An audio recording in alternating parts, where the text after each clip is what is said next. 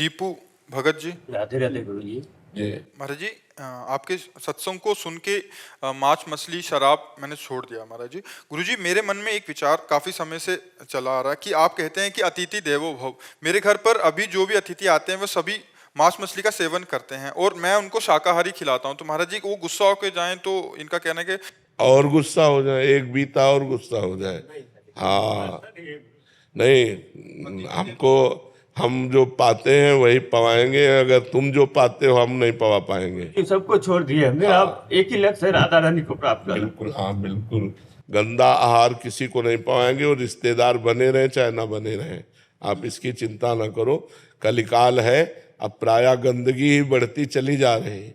कोई ये सात्विक आहार पसंद नहीं करता, दाल रोटी, अब सब गंदे आहार की तरफ वृत्ति जा रहे। तो आप गंदे मत बनो, आप स्वयं पवित्र रहो और जो आए उनको पवित्र पवाओ। मन आवे तो पाओ, ना आवे तो आप चले जाओ। गुरु जी, अगर नहीं पाके जाए तो मेरा कुछ नहीं, कोई उसमें अपराध नहीं, उत्तम मार्ग है, उत्तम बात है। कोई गलत आचरण करे तो उसको गलत आचरण करवावे तभी वो खुश रहेगा, ऐसा नहीं है। अगर आप गलत हो तो आप गलत हो, असंतुष्ट होकर जाओ। हमारा कोई अतिथि देवो भव इस बात के लिए है, हमने कई बार कहा, इसको बहुत अच्छे से समझना चाहिए। जिसका कोई परिचय नहीं है, जिसकी कोई तिथि तारीख नहीं आने की, अचानक कोई आ गया तो पहला स्वागत राधे श्याम। कोई भी हो, वाणी का स्वागत, मृदुल स्वागत, राधे श्याम, आओ बैठो, पानी पिएंगे आप? दूसरा स्वागत, पानी पिएंगे आप? नहीं, हमें प्यार, भोजन पाएंगे आप? पवा दीजिए तो पवा दीजिए। तो हमारे यहाँ तो दाल रोटी है, आप पाएंगे? नहीं, ये तो मैं नहीं पाता, मैं तो मांस पाता हूँ, तो हमारे यहाँ सुविधा नहीं। खत्म।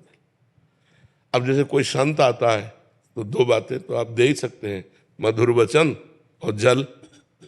हमको रुपया चाहिए यज्ञ करने के लिए, भाई हमारे पास नहीं है, और है भी तो हमारी श्रद्धा नहीं है, कुछ अपराध नहीं बनता। आप अगर सत्य से चल रहे हैं, कोई अपराध, हम आपको नहीं जानते, हमारी श्रद्धा नहीं कि हम 5,000 आपको दें। पता नहीं 5,000 का आप यज्ञ करोगे कि शराब पियोगे कि क्या करो। हमारी श्रद्धा बन जाए कि हम ये जाने कि आप पात्र हो, तो फिर हम आपको अर्थ दे सकते हैं। तो ये हम प्रवचन क्यों करें, हम तो सीधी बात है, दो का स्वागत किया, वचन और जल। तीसरा भोजन हमारे अनुसार, चौथा अर्थ श्रद्धा के अनुसार। अगर हमारी श्रद्धा है तो हम देंगे, हमारी श्रद्धा नहीं तो नहीं देंगे। बिल्कुल नहीं डरना चाहिए, कोई अपराध नहीं लगता। महाराज जी, इसमें एक प्रश्न, जैसे आपने बोला कि वो 5,000 मांगे तो नहीं देना चाहिए। महाराज जी, अगर वो कहे कि मेरे को भगवान प्रेरणा कर रहे हैं, अंदर से श्री जी प्रेरणा कर रहे हैं, तो हमारे अंदर पत्थर बैठा है क्या? वो भी वही, हमारे अंदर भी तो भगवान बैठा, वो प्रेरणा ही नहीं कर रहा। तुम्हारे अंदर प्रेरणा कर रहा, तुमने मांग लिया। हमारे अंदर प्रेरणा कर रहा है कि नहीं देना, तो मैं नहीं दे रहा हूँ। जब मेरे अंदर प्रेरणा करेगा दो तो मैं दे दूंगा। तुम्हारे अंदर भगवान, तो हमारे अंदर पत्थर थोड़ी बैठा है, वही भगवान ही तो बैठा है। दबना नहीं चाहिए। धर्म में कहीं भी झुकने वाली इस तरह की प्रवृत्ति नहीं। मान लो कोई ऐसा भी कह दे कि तो अगर रुपया नहीं दोगे तो तुम्हारे घर में हानि हो जाएगी, बिल्कुल नहीं डरना चाहिए। ऐसे पाखंड से नहीं डरना चाहिए, कुछ नहीं। जो रुपया पैसे का गुलाम होता है वो साधु नहीं होता। जो दूसरों से रुपया मांगे वो साधु नहीं होता। तब लग जोगी जगत गुरु, जब लग रहा है निराश, और जब आशा मन में भई जग गुरु जोगी दास।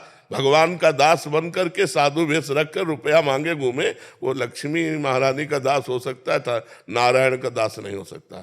तो हमको माया के दास से डरने की जरूरत नहीं है, हाँ भगवान के दास से डरने की जरूरत है।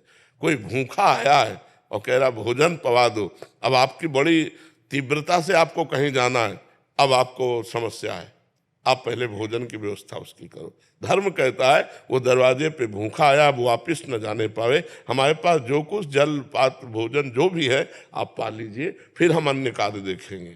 उस समय अवहेलना न करें कि हम लोग पार्टी के लिए जा रहे हैं, घूमने जा रहे हैं, और कोई अतिथि कोई साधु महात्मा भोजन की याचना करे तो तत्काल व्यवस्था की, जैसे भी बने। मान लो बाजार में हो आप, तो मीठा और फल आदि खरीद करके आप पा लीजिए। भले वो अपनी औषधि के लिए पैसा है तो हम बीमारी का कष्ट सह लेंगे, आप भोजन पा लीजिए। ये धर्म कहता है ऐसा।